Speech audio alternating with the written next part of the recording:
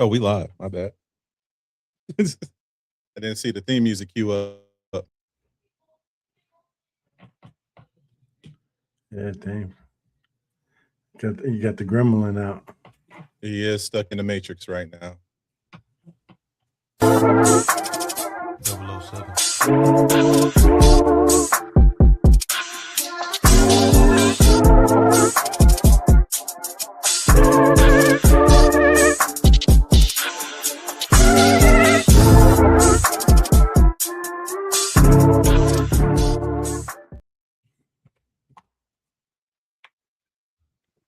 What up, everybody? It's your man, Dame D, NYDC. You know what time it is. It is a fine Tuesday night here in the DMV. Back with my brothers. Man, we getting ready to get into, some fun, some football. We gonna talk. Look, if your team doesn't get talked about much tonight, that means your team ain't shit. So I'm just gonna call it what it is. And that's how we gonna get down. Right now, I seem to be losing my microphone. I can't hear anything. But while I work We on can that, hear I'm you. going to pass it off to Sam and Cliff. And I'm going to let them jump in and kind of see what's going on this evening. I'm going to go ahead and jump up to Sam. What's going on tonight, my brother? Well, in the illustrious was that, I'm doing totally wonderful. No complaints, no issues. It's football season. I feel like I've been waiting the whole year in order to get this started, even though we had a couple of pockets, with the the UFL and CFL started and everything, but you know what it is. It's all about that NFL. So I feel like Gambit on doggone Deadpool and Wolverine, like I've been waiting all my life for this. So let's get it started. No doubt. Yeah, man. I've been waiting. I've been waiting. August, to me, is the best month of the summer. Let y'all go ahead and keep talking, because right now I'm gonna have to go grab me another headphone, because my headphones just seem to have died on me. But go ahead, Cliff. I'm gonna let you jump in and run for a bit while I grab me some new headphones. No doubt. No, what I was saying, Sam, is that August is the best time of the summer for me, right? Yeah. I mean, for a few things, right? A few sentimental things, but now ESPN is just not showing like Poker Series 1, Poker Series 2, Poker Series 3. You know what I mean? We get there. I catch myself watching some Poker Series on ESPN. That's how much I've been feeling for some sports. But the WNBA has kept me active in the sports. That summer league is over. So, but now football is here, college is here, NFL is coming. I mean, our season is actually coming to make us all happy again. You know what I mean? Yeah, I'm excited. With the sports world. Word. Yeah, for the people in the chat right now, until Dane get back on, as he would say, I know there's a couple in the weeds right now. So why don't y'all go ahead and put y'all team down now? Keep in mind, this week's discussion shout out my pops. The AFC. Yeah, shout out my pops. He's on there. Les is on there. You know what I mean? I see he already put down Commanders all day. He's going to rep. We're going to get to them now. Yeah. He's gonna rip it all down. Up now, you good? I'm back, and I don't know what's happening, so I ain't got nothing working. So I'm gonna go ahead and kick it off with you fellas, because we live in prime time, and we're gonna start with the. I see Lance in the building with the Commanders all day. What's up, Lance? Good to see you. Mm-hmm. But let's start. With tonight's show being powered by our friends over at Chico Rico Hot Sauce. And let's just go ahead and get into AFC Armageddon. And I'm going to go ahead and start with you, Cliff, and just ask, which AFC teams, in your opinion, are built for a deep playoff run this season? All right. So I said this at the end of the season last year, just because, I was impressed how the rest of the month went. The rest of the last month of the regular season ended for them, and rolling into the playoffs. I think Texas. I want to see CJ. It's like this season is a make or break season for CJ. right? Either pack it up if you can't do nothing this year. You got the defense, right? We're gonna see how their O line is this year, but I expect to see Texas like, if not above the Patriots, one spot above the Patriots, right below them. Right? To me, it's either Texas or the Patriots. But I want to see Oh, wow. CJ. I want to see him do something. We're talking about the AFC, correct? Yeah, we're talking about the AFC, right? Yeah. Yeah. Unless Mahomes, comes back from this injury and be a magician, but I can't. Baltimore, we got to see what they're going to do. They'd have too many personal feelings. Buffalo, they're going through some. They're going through some. Shoot, they're going to be going through some coaches changes. That's going to be another thing. Buffalo got to definitely do something this year. They're not going to have the same coach if they keep the same coach this year. So that's why my faith has to be in Texas coming out the AFC, if not the Patriots. But I'm leaning more towards Texas. Okay. What about you, Sam? Well, we're leaving out the dark horse, There we and go. for me, it's going to be Denver, because if it wasn't for Bowden getting hurt, so late in the season and everything, and for them to what was old dude named Stidham, somebody that haven't even touched the ball in like 3-4 years, that just shows you how much Bo Nix impacted that offense. You know what I'm saying, along with Sean Payton and everything, how they were running things. So I honestly feel like it should have been doggone Seattle and Denver versus Seattle and doggone New England and everything. And you can see it too once you actually watch the Super Bowl and how trash New England played. Now, I know they had to come up, you know what I'm saying, in the second half, but I think those were more or less charity touchdowns and everything. So I do agree with you. Oh, go ahead. What's the question? No, just want to ask you a quick question, because you're an analyst when it comes to this. Sort of. Quarter. All right. Well, between these two, fourth quarter. Okay. Yeah. Between these two, fourth quarter, 2-minute drill. Okay. Who you want as your QB? Drake May or Bo Nix? Man. Did I throw? No. You didn't throw a wrench. I would say, I don't know, because the both of them could do their thing. I'm gonna go with Bo Nix, a healthy Bo Nix. I mean, no shade to Drake May. And don't get me wrong, he got a lot of weapons this year with the addition of AJ Brown. They picked up Romeo Dobbs. So I am excited to see what that package is going to look like. You know what I'm saying, with additions within his receiving core. I don't know, but it was something about Bo Nix, man. He was making a way out of no way, when it came down and everything. So I would lean more towards him versus Drake May. And I'm not saying his last season was a fluke. I do feel like it was more of a coming out. You know what I'm saying? I think that was his second or third year within the league and everything, and which was very impressive. But for Bo Nix is like a veteran rookie, I guess you could say, for as many years as he played in college. Prepping him. Trying to get in. I know you guys can probably hear me, but I can't hear nothing you guys are saying. So I'm gonna ad lib, but I can't hear nothing. I don't know what happened. But we're gonna continue on.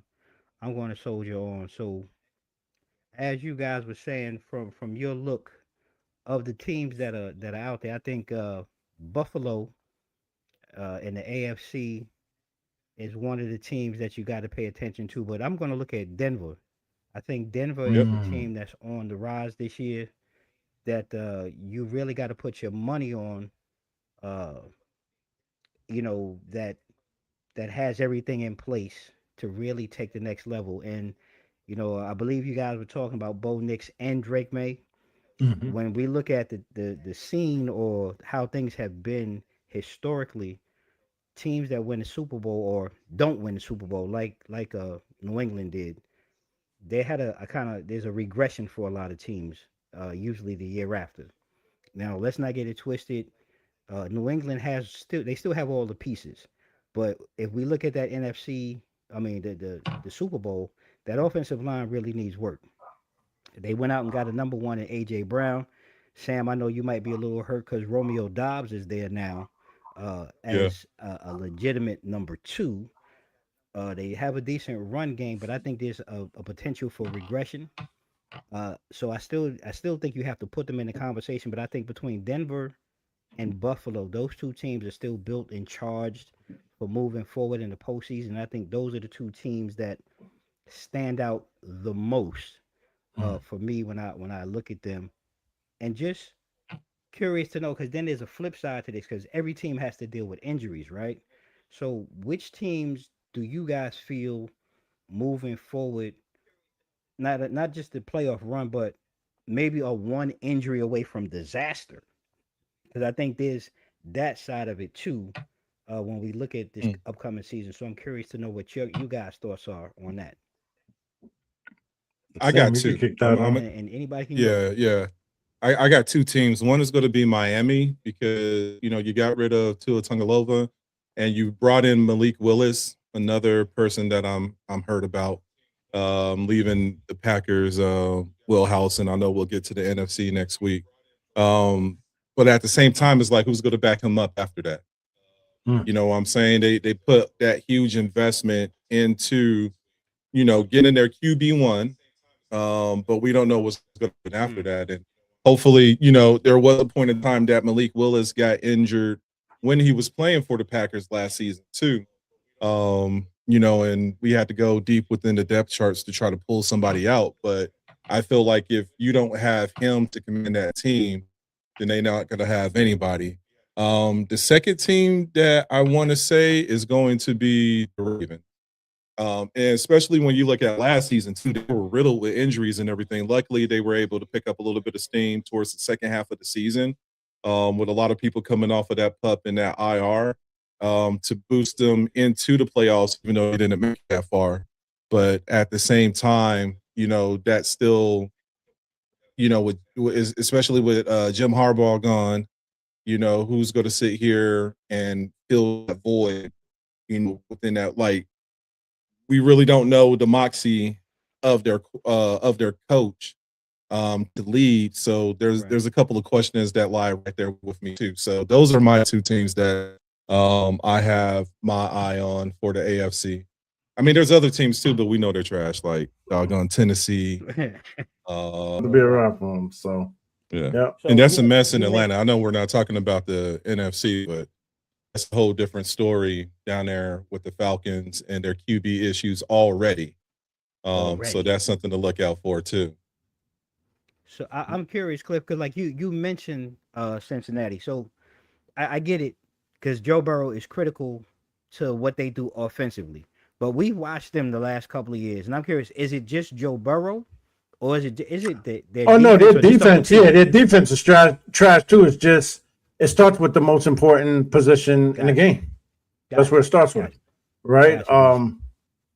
Defense, you could try and figure something out. I don't say I don't like that statement, but I mean it's true. You got the quarterback, you got the pitcher, and you got the point guard. You know what I Right, mean? right. That's The what it only- is. The only reason why I gave the stink face is because we know with doggone Joe Burrow, Mark Chase, and is it Higgins? Higgins, Yes, yeah, Higgins, yeah. Yeah. I mean, that's the trifecta right there, right? So Mhm. we know offensively they're good, just as long as Joe Burrow is healthy. Bengals' Yes. biggest issue for years, because they haven't made no Defense. advancements or leeway, is their Defense. defense. So, Yeah. Burrow and company could sit here and throw 30, 40 points up, but it's the issue that, the defense can't hold them for under 41 points or something like that. Then that's But that when was they get keeping their them back relevant. cracked. At least that was keeping them relevant, playoff And it wise. still Now, it still is, but it's like when, because like at the beginning of every season, we have high expectations of the Bengals just because of the weapons that they have, but their defense never delivers. Not time, and the only thing they did was re-sign Hendrickson when he was about to get cut loose. I can't even name another defense. Yeah, I can't even think of another defensive player on the Bengals besides him. There was no changes or no advancements that they this offseason to say anything spectacular about that damn defense. Not one dog, unless I'm wrong. And if I am, No. chat, whoever, I feel you. let me know. But there's Word. nothing there. So it's hard for Nah. me to even sit here and put them, you know what I'm saying? Like when we talk about New England, Denver, Buffalo, San Diego, Jacksonville. We haven't even said nothing about the Jaguars. About Jacksonville, right? Yeah, Exactly. how well they did. But these are the things we're talking about. We're not even sitting here conversating about the Bengals because we just don't know. Just because of previous, So I keep my expectations low with them. You know what I'm saying? Because we just don't know what's gonna produce for the next couple of weeks, or during that 18 weeks season. I don't know. No. So Bengals going to be the Bengals. You know what I'm saying? I think they're good for football. They're good for putting up points. Like we can all agree. And it's like a video game. They put up 40 and their defense give up 41. And I think that's going to be the same thing because you hit it on the head. I think offensively, you hit it on the trifecta. Got to throw in Brown, their running back. He's actually decent. I think he's underrated. I'm sitting here trying. They have a decent tight end, and I can see his jersey, but I can't think of his name. But offensively, they have all the pieces. Like you said, Hendrickson was basically, I guess if you want to call it a physical away or whatever the money was with Baltimore, he was actually about to change uniforms in the division. And like you said, I couldn't think of nobody else on that defense. So I think it could be more of the same with them. And if I'm being honest, when I look at like the teams that have talent but are really fragile, I think you have to throw Baltimore in there because we don't know what it is with Lamar, what he's going to look like for the rest of the season. But to me, there's three teams that I really looked at that kind of came to the forefront. I think Kansas City is one because, even though Patrick Mahomes, I think he still remains the ultimate equalizer in things, but I think the Chiefs are really walking on a tightrope, with his injury, and we don't know what he's coming back from that ACL surgery, and then they really have no depth, in my opinion, and then you highlight that by wide receiver injuries, the off the field issues. Those things are really hard, really almost impossible to ignore. So if Mahomes' health fluctuates, they're gonna, I think, suffer from instability and really have a hard time staying afloat like they did last year, and probably the most competitive division, if we're being honest, in the AFC, right? Then the Colts are another one that come to mind. Again, they pinned their hopes on Danny Dimes. He did his thing in the first 8 games. But again, he too is coming back from an Achilles tear. So I think for them, they're kind of playing, the way I look at the way they're moving, it's like a playoff or bust type mode right now. They went kind of all in on a lot of pieces. They're relying really on a lot of high profile veterans that I think really for me, they're kind of on the back end, in football age. Now they brought in Michael Pittman, which I think will help. I mean, I'm sorry, that's the next team I'm going to. But I think that what they're doing is they're asking Daniel Jones to continue to be the best version of himself, almost like a Sam Darnold situation. I don't put money on Daniel Jones. I'm sorry. And I think if he has another setback, I think that ends their season. And then the last team is Pittsburgh. Rod, he's embarking on what I guess he's indicated will be his final season with the Steelers. And they too are in win now, right? So they really have no long-term safety net behind him if something happens. So that's risky. They're relying on same thing like Indianapolis. They have a lot of high-profile veterans that, again, are up in age. So the only move they really made to me that stuck out was Michael Pittman. But again, really the injury to Aaron Rodgers really is the key to either push them over the edge or over the top, or really is just going to be another difficult transition period that they really have to face and go into for the next season. So it's going to be interesting. That's true. That's true. With that, but of those teams, right, that we just talked about, New England, Cincinnati, Jacksonville, Denver, in your mind, guys, who is your legitimate favorite though? To make that push to represent the AFC, at the end of the season and fight for the championship in January. man. So it's gonna be a battle. But the defense is gonna be the defense for both teams. It really relies on the quarterbacks, and then you still gotta put, like, is the Patriots gonna be behind them or in front of them? I can't put my money on the Patriots. No, I know they had a great season, and I know that they got AJ Brown. It's just, to me, it could go either way with them, because I want to see what Drake May does. But and it makes me think too, kind of leading into quarterbacks.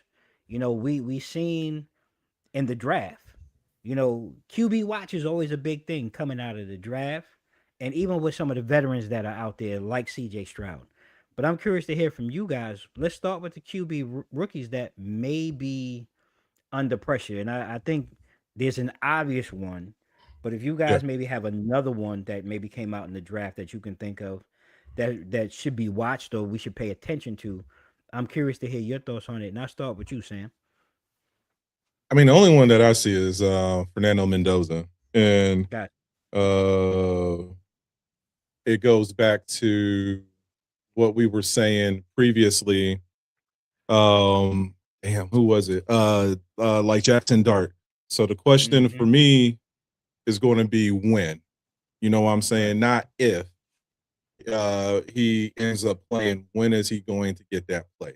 Because we already know about doggone Kirk O'Chains and how he sits here and perform and everything. That's your boy. That's your boy. That's your boy. Hey, look. I go to confirm or deny, but we already know what's going to happen and everything. So, you know, he's the only one that's on my list. I was looking at all the draftees and who got picked up and everything, and I was just like, like, I think that they're going to ride the bench a little bit longer. So I don't have any expectations on them. So I'm just on the Mendoza watch right now. I don't know about the rest of them. Okay. Cliff? So I want to see Mendoza do great. I just think that the Raiders have so many pieces to put together. Let's just hope he stays. He'll be able to play at least 7 games, that they don't knock him off his feet. You know what I mean? Because of their and they did make some O-line pickups, right? Yeah, they made some O-line pickups. So let's see how safe they can keep their QB. My pick would be more of Ty Simpson from the Rams, right? Okay. Because now the pieces is there, and the Stafford gets popped. You know, he got that back issue. That back issue never goes away. It's always there. It's just how you keep it protected while you're playing. Y'all fellas know how back is. Myles Garrett coming on board, and the possibility of Aaron Donald being on that squad and everything too. So, you know, like there's going to be there's a holding period, because this might be Matt Stafford's last dance. I know he signed like a 2-year extension with the Rams, but you know, it's like with that 1-year player op. So that's why I say I see him more or less like, you know what I'm saying? If they get this other chip this year, there's a high probability that Matt Stafford to step down. And Matt Stafford. Yeah. And now Ty Simpson, you know, here's the future, you know what I'm saying, coming next season. But we could see what he do this during the preseason too. You know what I'm saying? They gotta give him his practice reps. Yeah, they gotta keep him sharp. Making noise. They gotta keep him sharp, man. Well, shoot, I agree with both of y'all. I kind of went, you know, obviously you both said it already. You know, Fernando Mendoza, I mean, he carries basically the Raiders' identity into the future. I'm just hoping he doesn't become like Jamarcus Russell and get battered to death to where, you know, this so-called doesn't become a developmental year that really gets ruined, right? The Raiders are really looking for an immediate return on this investment. And it's going to be hard, though, in that division, because like I said earlier, you know, I think that's the best division in the AFC right now. And really the pressure isn't about his talent, because I think we've seen his talent in college, right? But it also speaks volumes because the front office also passed on a lot of veteran alternatives to start him immediately. And if they struggle early, I'm just afraid that the bust narrative could start following him, you know, as early as maybe week 5 or 6. and that could Right. be detrimental, like I said, to his overall development. And I would hate to see that. Now, there is a guy who was also in that championship game that I'm going to dub him the shadow rookie, because Mm. right now Carson Beck is playing in the desert of Arizona. He's not the starter yet, right? But he's that guy I'm going to call, the shadow rookie, but he's the break the glass in case of emergency candidate. Right. Because they got Yeah. Jacoby. No disrespect to Jacoby Brissett. Nah, He's call it what been it a- is. It's absolute disrespect to Jacoby Brissett.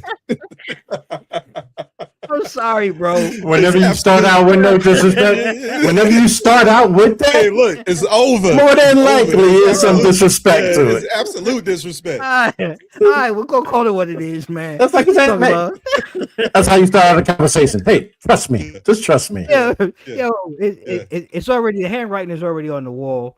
I mean, he stepped up last season. He looked good in some Mhm. moments, and then he was Jacoby Brissett in other moments.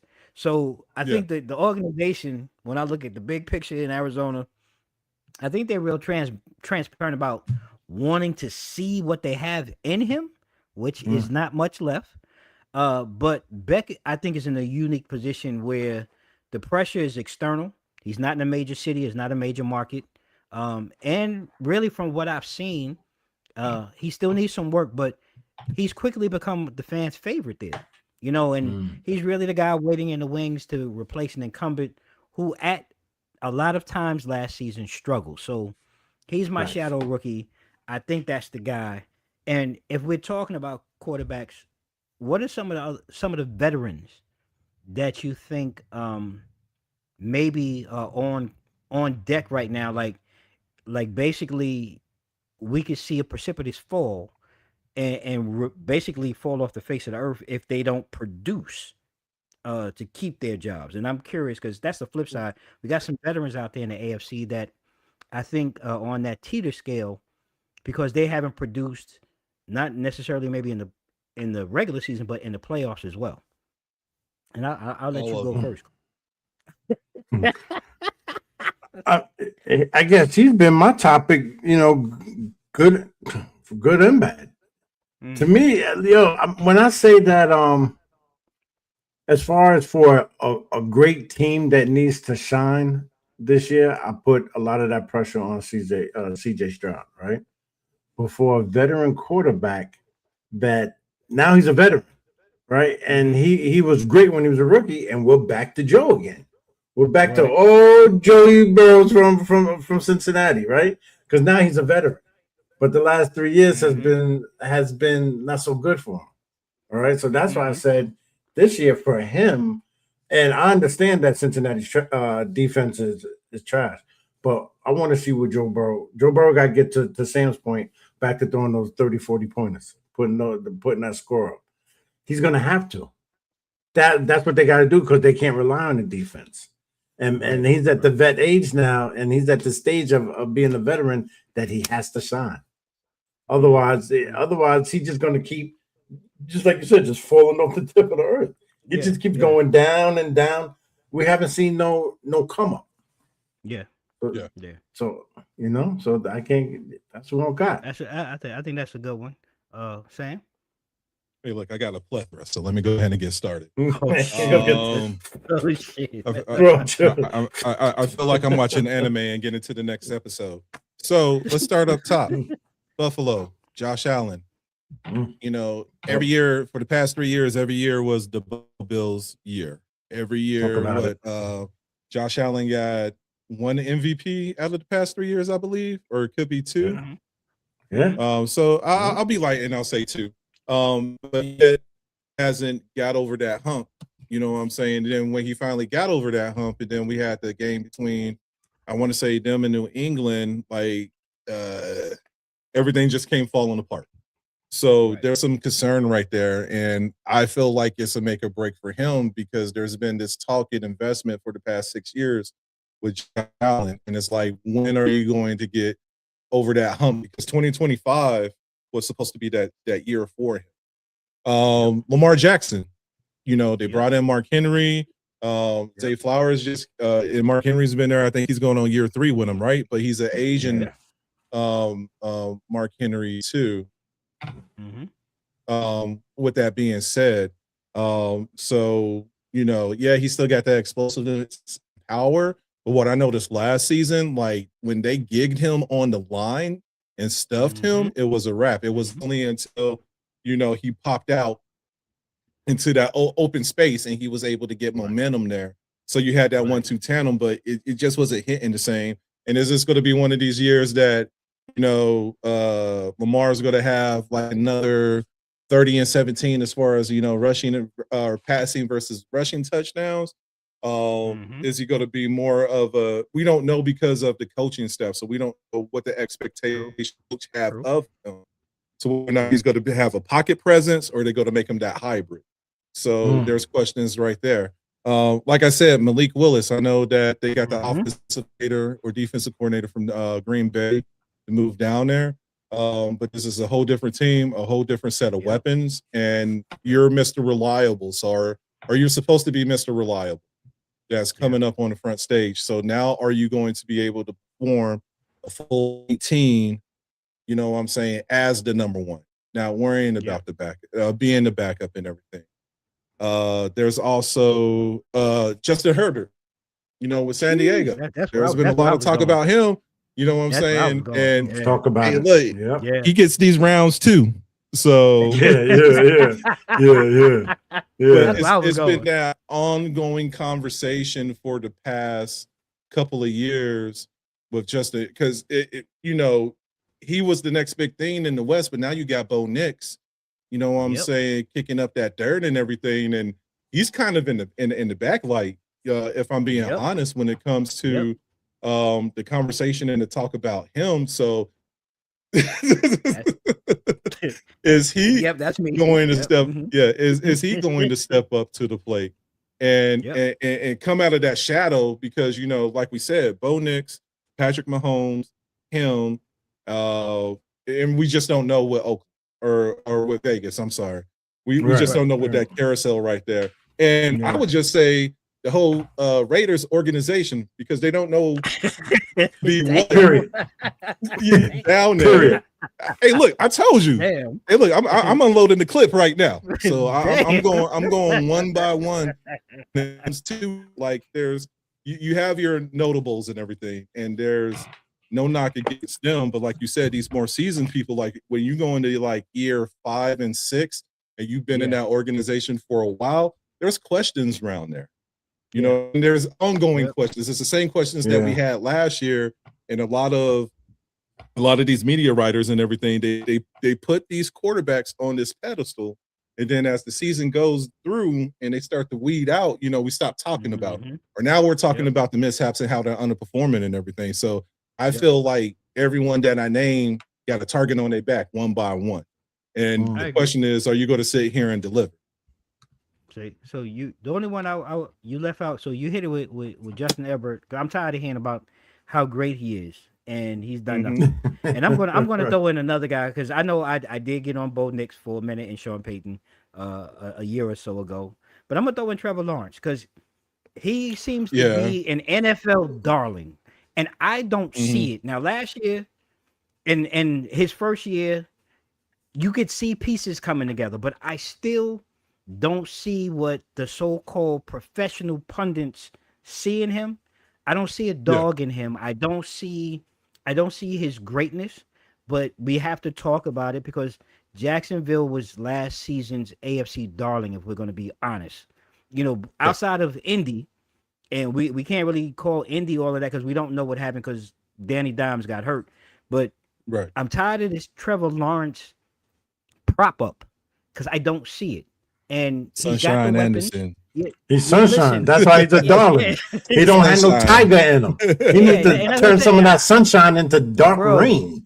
And that's what I'm saying. Like, I just don't buy it. So I have to put him in that conversation, because now I want to see you do it, not just one season. Now I want to see you do it multiple seasons. And now we get to see him play against a tougher schedule, because, I think they were second in the division. So you have to play a better schedule.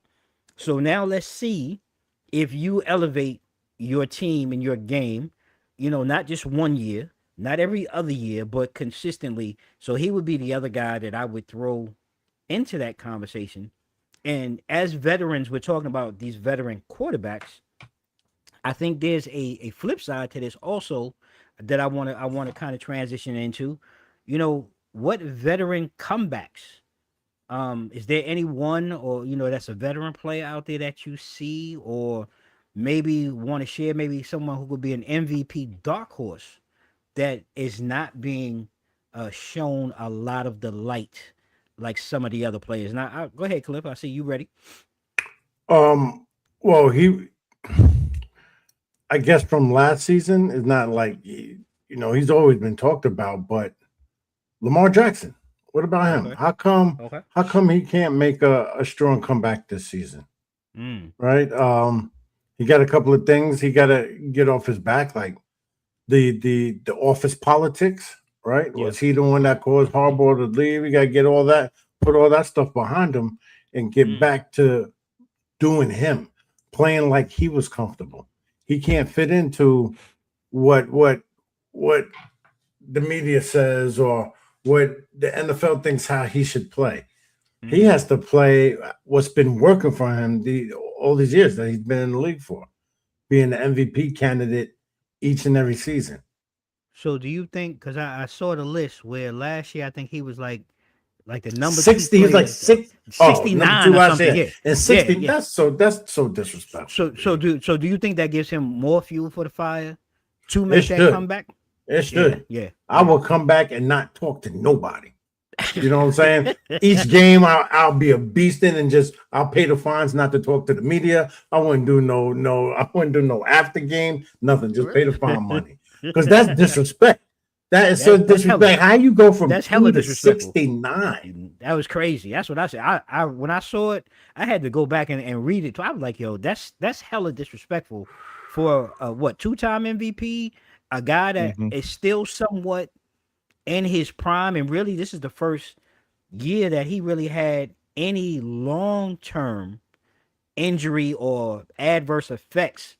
So I mean, nobody's Superman in the game of football, but I thought that was mad disrespectful, and I'm curious. Damn, they gave him 69. They completely flipped him upside down. Yeah, they gave him a truce. Look, you know what I'm saying? They said, we're gonna give you this with no grease. Just go ahead, bend over, take that. Yeah. Crazy. No Vaseline. None. That is just damn. That'd make you just say damn. You know that's what I mean? It was. God, yeah, that was damn. But yeah, Lamar Jackson, he got to show me that. What you got, Sam? I mean, we already said it. Joe Cool. To me, I think he's on the chopping block. He's the radar. He on the chopping block. Yeah, he on the chopping block. Yeah, he's literally, for me, he's literally on the chop. My question for him is like, is he going to actually have a healthy season? You know what I'm saying? That's going to be critical because he hasn't thus far. So is he going to survive the whole season? That's he's on watch right now. He's on notice right now. They all that money, they pay his weapons all that money. So for me, he has to show up because he's always in the conversation, but then he's always trash. You know what I'm saying? Always in a conversation. And like Cliff said it earlier, I know there's a lot leaning on Joe Burrow and everything too, but at the same time, he's the QB. He's the leader of the team. He's the face of the team because we see him so damn much. So it's like it's literally 2026, 2027 is put up or shut up for Joe Burrow and the Bengals. That's it. That's a good one. You know, I'm gonna go with one of Sam's favorite players, the diminutive private eye, Kyler Murray. I'm just gonna call it what it is now, being in Minnesota. I mean, this dude was the former number one, and now he's been released by the Cardinals. I think in Minnesota right now, I think that's an ideal environment for him. One, I think Kevin O'Connell, I'm 50-50 on him, but I think he's a good coach. I think he's kind of shown that he can coach. Well, but I think he's going to for Kyler. Kyler is Go like ahead. 5'3". There's no scenario that's going to be optimistic unless they start having doggone stepping stools out on the field. You better go talk to Doug Flutie. You better go have a one-on-one with Doug Flutie. And the team just stay down in the hike position. I think it's going to be challenging, especially when you look at all the defenses that's coming out of the NFC North. Like, you got to go against that Bears defense, and I hate to say that, pretty damn good. You got to go up against that Lion defense, and if they healthy, because they got riddled and plagued with injuries last year, they're going to be a problem. As soon as Michael Parsons come back, and I saw Van Ness on the field, and I was looking at that secondary, Green Bay going to be an issue too. So only thing I can see is doggone Jeffries looking at Inch-Eye Private Eye all pissy because he can't throw the ball his goddamn way. And that's just me keeping in the bean right there. That's a man who's in the division every week. This, that's Sam's division. Hey, look, I'm in the weeds. Don't come and talk to me about the North. I know. But we just talking about guys that can transition and be in the conversation. And he was the first guy really that came to my mind. It's nothing to lose for Kyler Murray because at all. Who's the backup for Minnesota? Nah. Exactly. Yeah, the guy that they've been betting on for the last years. Him. Hims. Oh yeah, that guy. Oh yeah. Odoo from Michigan. You know what I'm saying? That haven't fully won in he's going on year 3 now, right? Yeah. Yep. Yeah, I think JJ McCarthy is going on year 3. So year 3. Yep. He was hurt the first season. Then last year was his first shine, really. Yeah, he was in a QB carousel. Yeah, he was in a QB carousel last year. So you about to get your spot taken from a dude that's like 8 inches shorter than you. So it's like, what do you do now? And we should say JJ McCarthy more than Kyler Murray. Kyler Murray is poised because of his veterans presence. You know what I'm saying? So it's more JJ McCarthy, and if he could actually sit here and earn and keep that QB1 position, like if we got to keep it funky. Yeah, that's a very good. That's a very good point. See, that's why we had these conversations. So flip it to the MVP side, or the dark horse of MVP opportunity.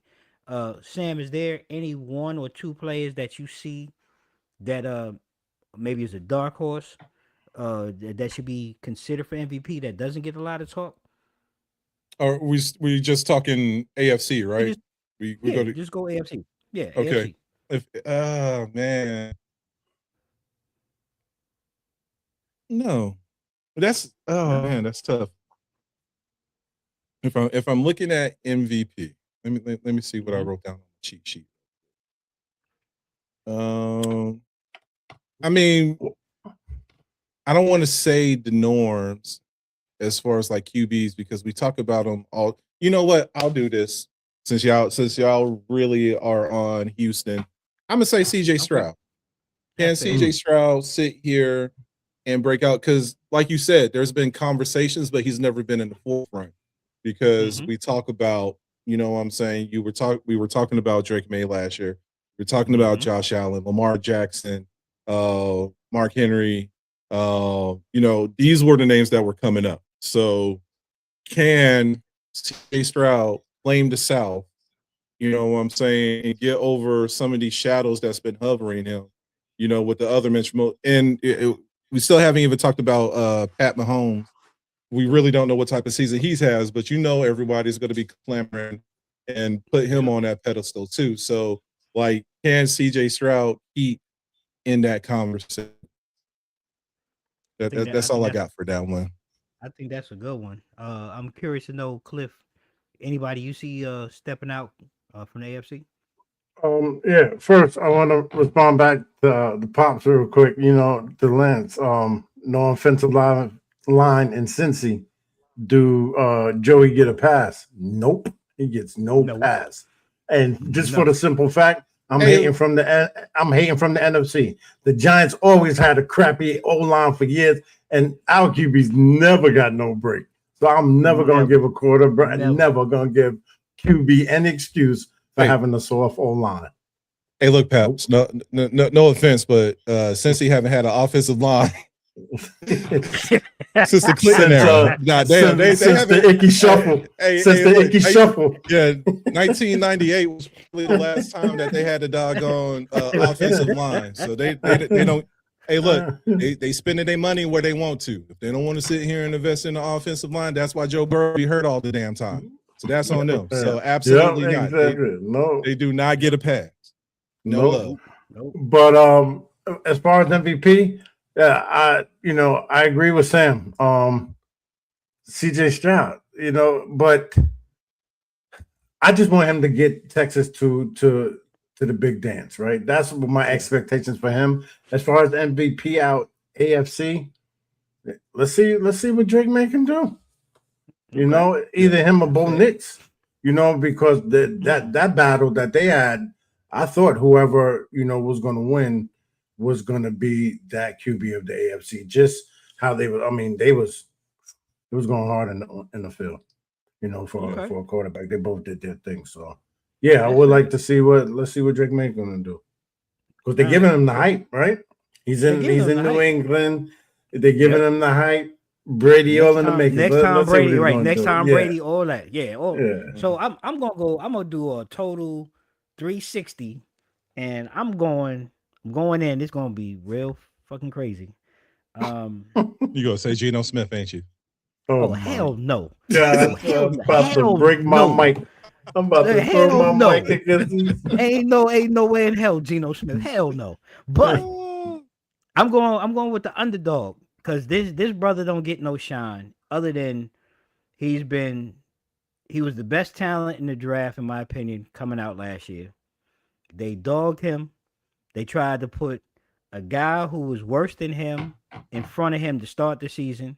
They brought back a retread that still can't seem to get right. He's still laying up in spas and getting all type of groin massages. I'm gonna go with Shador. Oh, I see where you're going. I think that's a very bold statement, Dane. It is a very bold statement. I think, because there's nothing good in Cleveland. Wow. There's nothing good in Cleveland. But I think, and I feel like this is the year that if he gets the full 100% reps and gets the attention and gets an opportunity to play, I think he can surprise some people in Cleveland. Their cupboards are bare. They got rid of their best defensive player, but their defense had always been somewhat stout. They're not touted as so, but I think they have enough pieces around him, Judy and a couple of other wide receivers that are a little bit lesser known, that I think we might be shocked come November, December, that his name might be in certain conversations. And I'm gonna say it here now. August 4th. I'm throwing out Sanders. I'm throwing out Shador. I'm going rock with him to surprise. And Sam got his head down right. Hey Sam, I think Dame's jersey is getting to him. I think it's hurting his brain or something. I think all that green is missing his mental up real quick. Hey, look, no offense to Shador. We really need to pin this goddamn conversation. Follow up 3 months from now. We need to pin this. Hey, chat. Make sure y'all pin this for us, because I'm pretty sure. Hey, look, I'm putting it in my goddamn phone right now too. Hey, I know. I'm going out there. I'm going out on. Look, he's better than Deshaun Watson. I'm sorry. We've seen the best of Deshaun. Agreed. And he's better I get it. than Dylan Gabriel. I and I just think sometimes you don't know what's under the hood or what's good unless you kick the tires.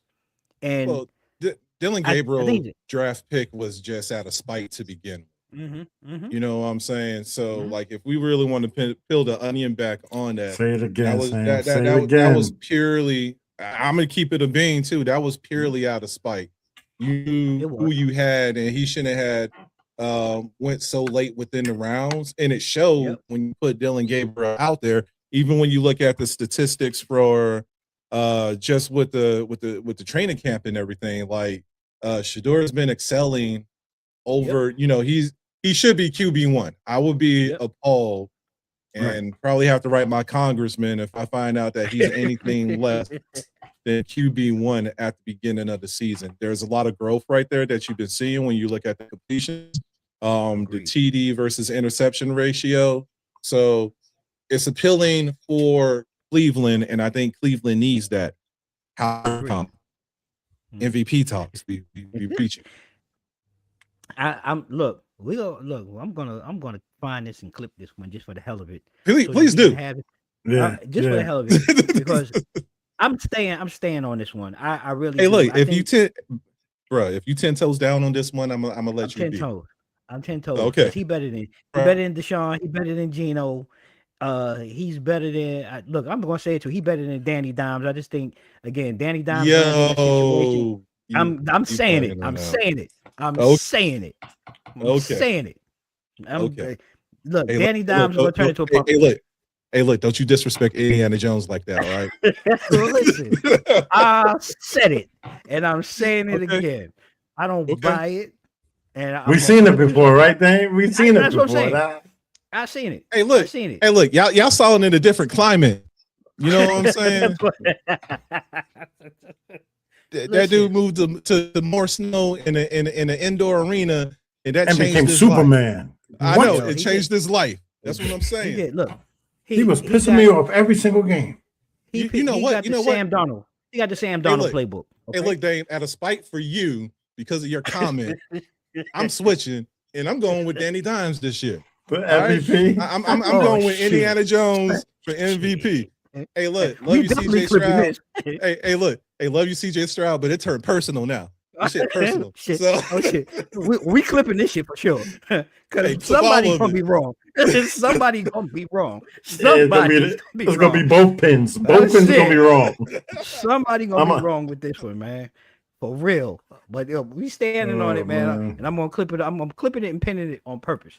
But as we have fun and we talking about it, let's just really take a second and just kind of get into the divisional drama, if you will. When we look at the 4 divisions, and I want to get you guys' opinion, we can start in the West. You know, what's the drama that you feel that's going to be the key to 1 or 2 teams' success, or are there certain matchups maybe that you're looking forward to seeing in the AFC West as the season progresses and plays out? And who do you have? Because I think we all agree that Denver is definitely probably the king of the AFC West, but is there any other divisional drama that you're interested in seeing as, 26-27 comes about? I just want to see how old Kansas City is.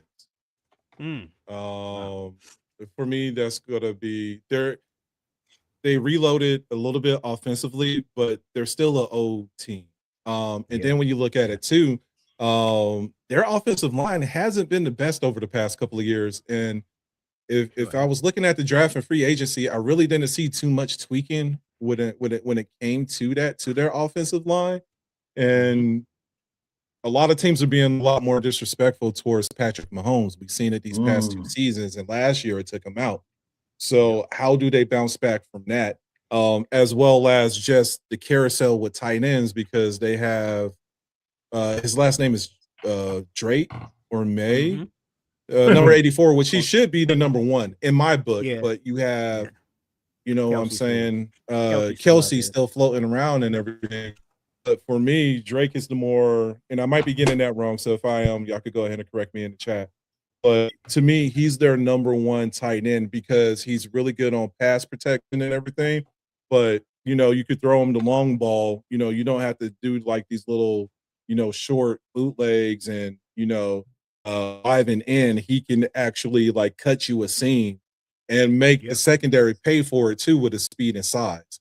So there's a couple of things right there. But for me, that's that. And just like we said, just this whole Justin Herbert campaign and what is John Harbaugh going to do, or Jim going to do, because there's so much.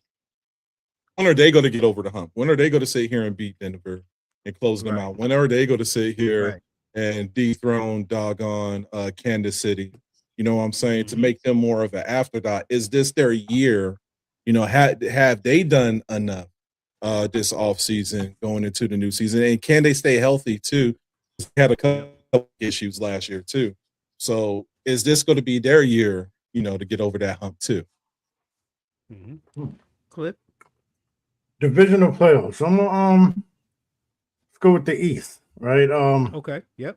I think the Patriots are going to win the East. Here's a surprise. Right?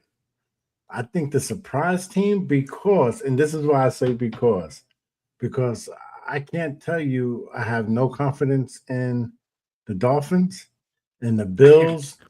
We'll see. Really? We'll see what Josh Allen does, right? Really? But let me tell you who the surprise team may be. It may be the New York Jets. The surprise team may listen. Now that we're just talking about the AFC East. Okay. We're just talking about the AFC East. Yeah. I gotta pin this one. I gotta Pin it. Nah, pin it. Okay. Pin it. Okay. That's blasphemy, one. bro. That is Understand? pure blasphemy. If I would have heard somebody say this before Saturday, what's today? Today's Tuesday. Before Saturday, I would be saying the same thing to myself. But when I told you that there was I had to search for things to watch. I didn't know Verizon has so many damn sports channels, right? But I found an NFL channel that was diving into your low ball team, the sorry teams, and from what if they try and do what they want to do with the Jets. Not saying no, don't get me wrong. No, they're not making no playoffs. I'm saying they may not be number 4. There's only 4 damn teams in the AFC. Right. But there still be a surpriser if they don't fall to number 4. If they number 2 or 3, that's a hell of a surprise. That's a surprise. That's what I'm saying. So just watch. Just watch. So I'm gonna do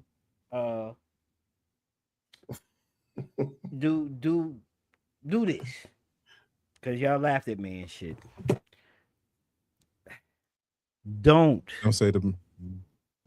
Don't buy anything that's this green and white. Don't buy anything because they are not doing shit. Period.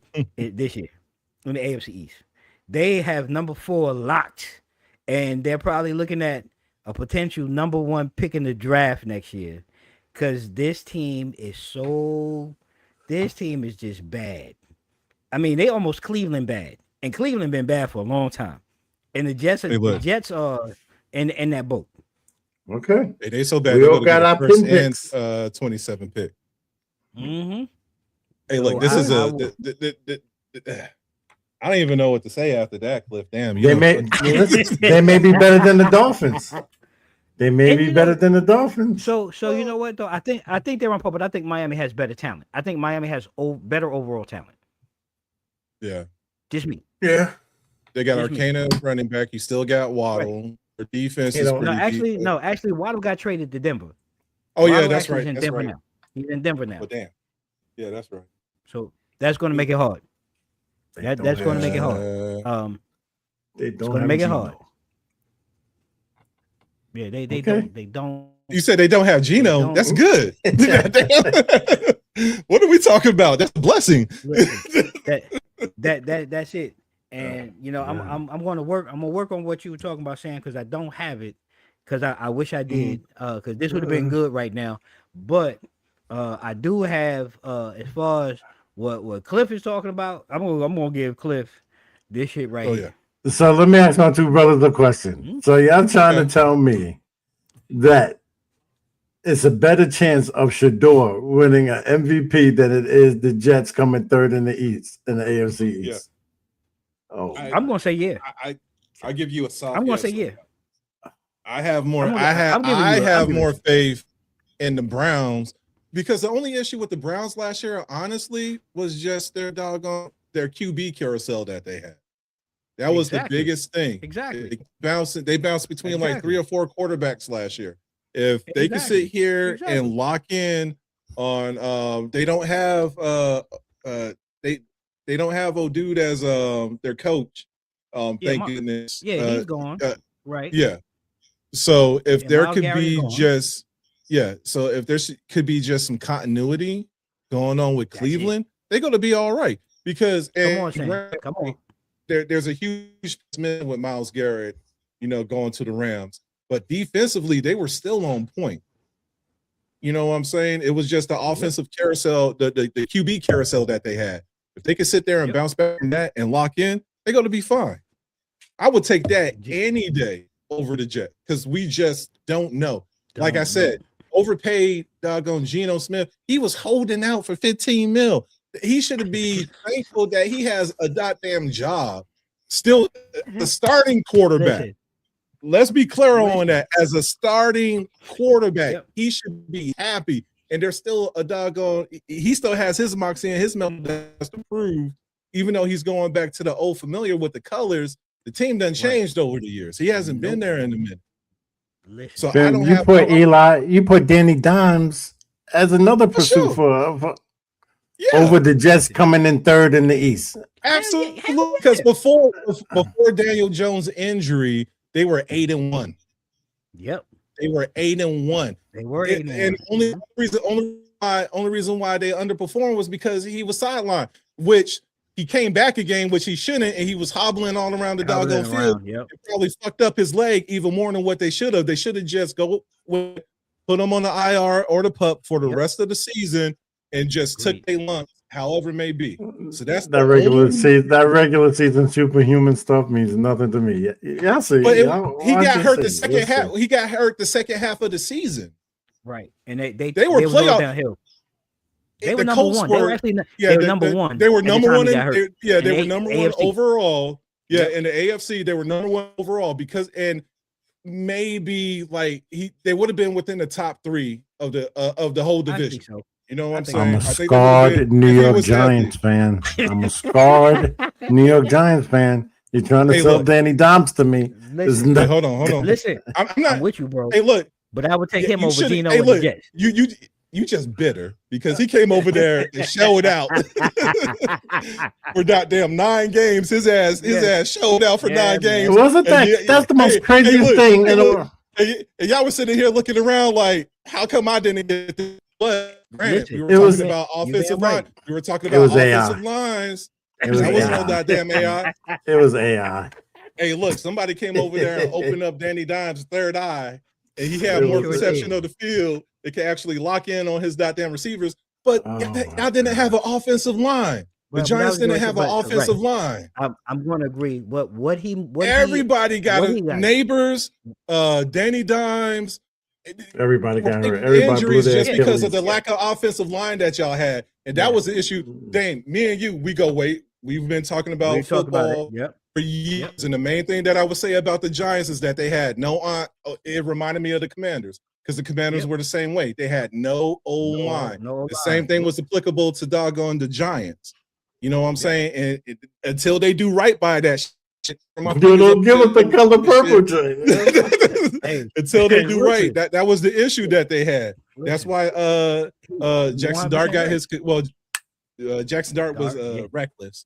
And Scatboo did some fugazi shit, but there's no offensive line up there with the G-men. Listen, that's the biggest thing that pissed me off about them because there's so much potential and talent on that team, but there's no protection to go along with it. And then the defense been okay.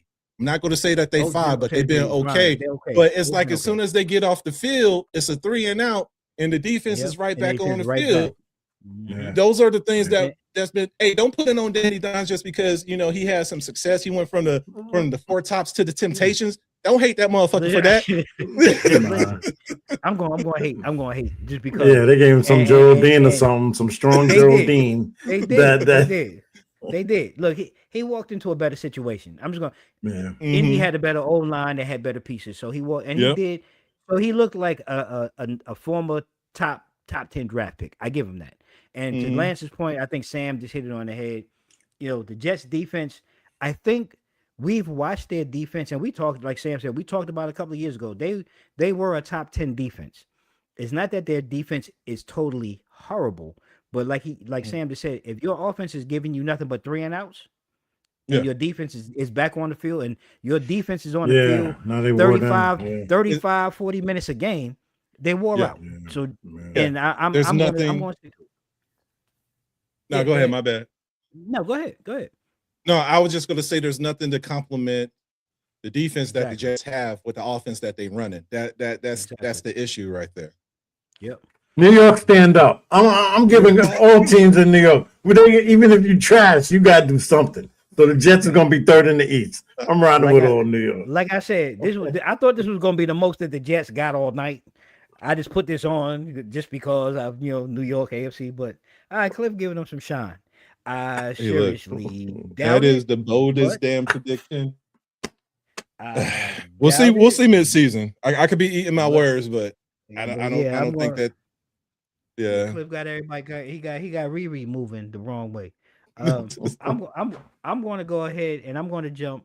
Looking at it while we're talking, I'm going to go because I think the NFC North. I mean the AFC North is a brutal division when you look at Mhm. it. But I want to go to the South because the South has kind of been the nowhere division, and it's always been wide open. And this year, I'm going to go back. I'm going to run it back, and this is hard. I want to run it back with Jacksonville winning the division again. I'm going to bet on Trevor Lawrence and his chemistry with Brian Thomas Jr. Mm. being the real Mhm. deal because what we saw last year Yeah. with them and Brian Thomas Jr. I mean, I'm not gonna lie. There were some games that I caught, like maybe on the playback or whatever, that I watched, and I was like, "Yo, damn, this dude really is a beast." So I want to see if that's really the real deal. And to be honest, looking at them, if their defense continues to play just at the league level average type, I think they have enough in the tank to win the division. But I'm going to Okay. be in agreement with everyone else that I think Houston is the biggest surprise or will be the biggest surprise because we talked about it already. He's no longer a secret. The team has been aggressive in the offseason with their acquisitions on the defensive side, which really was kind of their strength already. So I think it's Yeah. going to make them a much tougher matchup come January than probably most people realize. And I hope that we're right. And I'm just going to be honest. I think Indianapolis continues to fall off.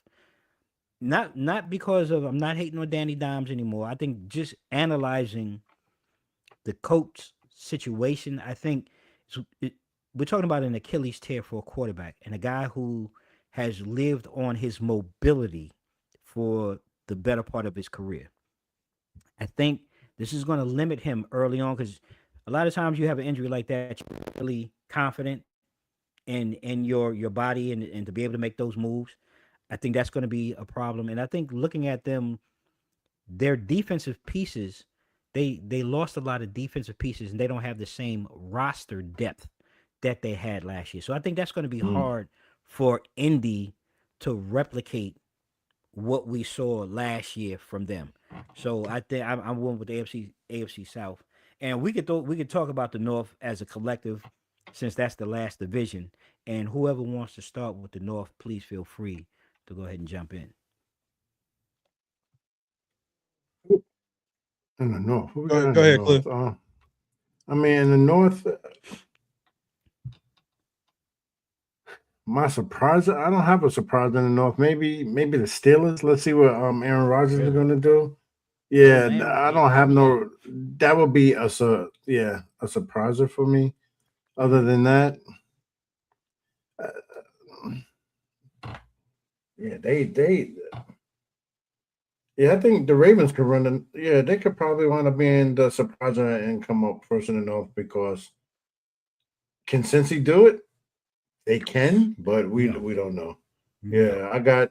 No. If you look at in the AFC North, yeah, it's got to be the Ravens. I can't see the Bengals doing it. I can't see the Browns doing it.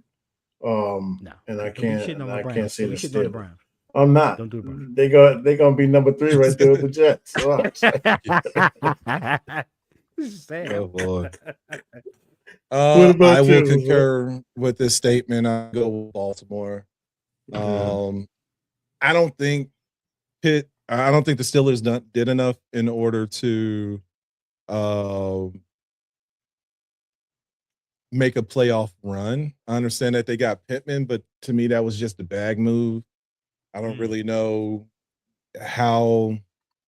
And the AFC is pretty competitive too. So that's the only reason that I'm looking at it. I haven't really looked at the Steelers' strength of schedule.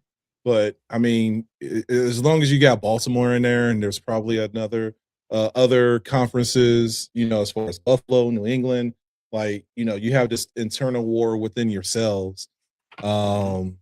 To sit here and just make it into the playoffs. So I'm not fully sold on the Steelers. And we have a aging, AA Ron, who can't sit here and fling the ball downfield like he used to, what I'm saying, 7 to 8 years ago. So that's the other challenge right there too. I have high expectations of Baltimore. So I'm gonna go ahead and say no. I'm not gonna say Browns. Definitely not gonna say Cincy until I see what their defense can do. Right. And see if there's any improvements defensively. So until that happens, what I'm saying, I'm gonna have to go with B more. Yeah. Okay. And Lance is jumping in. He's saying they got Mr. Clutch still. He rocking with the Steelers. Lance, I hate to break Who's your Mr. Clutch? You bubble. talking about That's a second squad. Yeah, that's a second squad. Yeah, that's a second squad. No, I'm just gonna say. You seen that up? You seen that up close and personal? Yes, absolutely. Hey, sometimes them gears get stuck between 3 and 4. So I don't know how well Mr. Clutch gonna sit here and perform. I agree. See, I'm gonna have to agree because I have them being the biggest disappointment in the AFC North. I think everything falls apart. You got age, you got money grab moves. I don't see anything that says consistency to me like they had in the past. And I know, look, we talked about it last year. Players get tired, they got tired of hearing Mike Tomlin. It was just like blah, blah, blah, blah. And I get that. But they didn't do anything to me that really moved the needle in the draft with their free agent acquisition. I don't see anything but a continued decline. And I think this is where it all falls apart. Pittsburgh is going to be my biggest disappointment. I do think, and I agree with you, gentlemen, Baltimore is the cream of the crop. I think Lamar has a bullseye for everybody. He's putting bullseye. He's what Denzel say. He's putting a case on all you bitches. I think that he's going to be out there. I really think so. I think Lamar's going to come back with that mentality. So I put them as the cream. And I already said it. I think Cleveland is the surprise. I don't buy nothing that comes out of Cincinnati. I think this is Cleveland's year to be the surprise and to be a lot tougher than people think. And I expect a good year. I mean, when we just look at the AFC in total, just kind of reflecting on what we talked about tonight, I think we're all in agreement that there are at least 3 teams. We're talking about Denver sitting at the top of the hill right now. You got Buffalo in there. We got to keep New England in there. And I think we all can agree to some extent, Houston has that dark horse power that we're really looking for them to take that next step. And I think it's going to be interesting this coming season in the AFC. We're at the back end of tonight's crazy conversation and fun. But before we go, I want to allow you gentlemen, do you have any bold predictions or anything that you want to share or discuss that maybe we didn't discuss already? Please feel free. Cliff, Sam.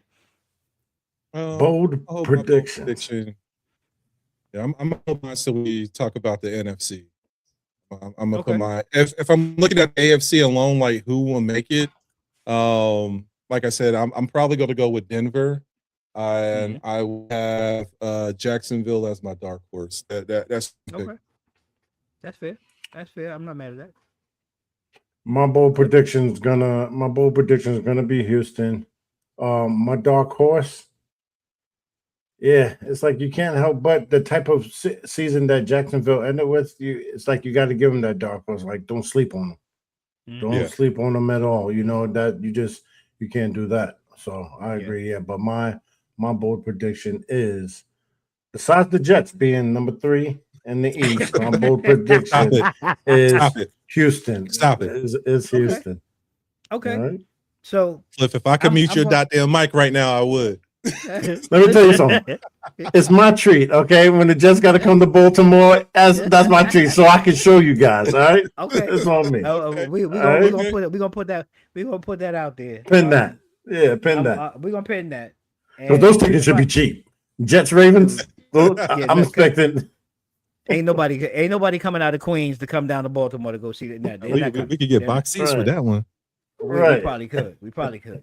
If I had to be bold and just go outside the box, as a team that you guys talked about, Sam specifically talking about the Bills. We've been looking at this knock on the door for the last 3 seasons. I'm going to go boldly and say this is the year for Buffalo to get back to the Super I Bowl. can't even be mad at that. Yeah, I get that. I'm going to give it to them to go to the Super Bowl and catch L number 5. But I think they're going to be in it.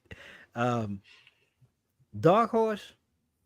I made the crazy prediction with Shador MVP run-ins and Cleveland getting better. But I think the West. I'm not a fan, but I think the West is just so thick. I think San Diego somehow, some way, finds their way into the playoffs, and they steal it. They steal a game. And I think that's the other bold prediction. I'm not a fan of them. I don't like what I see in their QB1 and their play calling, but it's just something about the West just being so heavy this year. I'm going to give them a nod. I'm going to give them a nod.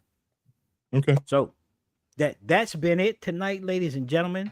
I hope you enjoyed. Make sure you come back next week to join us as we break down the NFC. I'm pretty sure it's going to be crazier next week because it's personal for us with our squad. You goddamn right. Yeah. So this was just a warm up, and I appreciate you all being here. Our folks in the chat and those who are sitting and watching. Feel free to share with a friend. We'll be back next week, Tuesday. And like we always do before we go, gents, I want to give you a moment.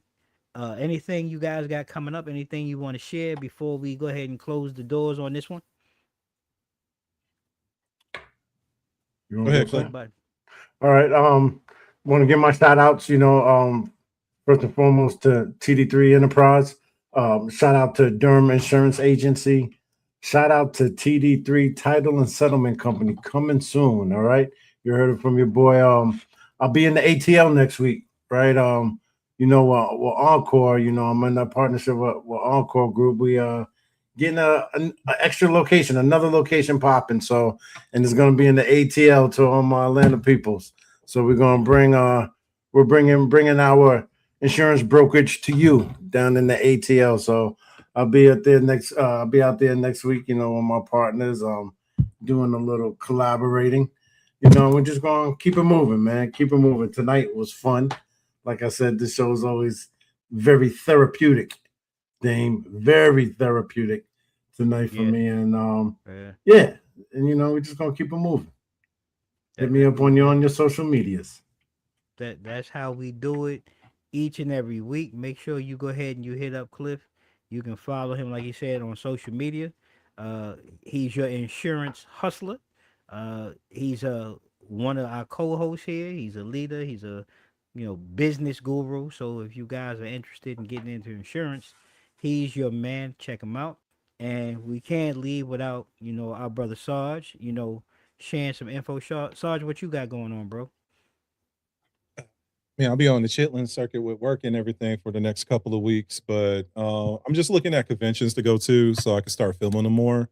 I'm getting everything squared away for EDC Orlando, which is the electric dance carnival. They normally have it in Vegas, but this year I opt to keep it more regional.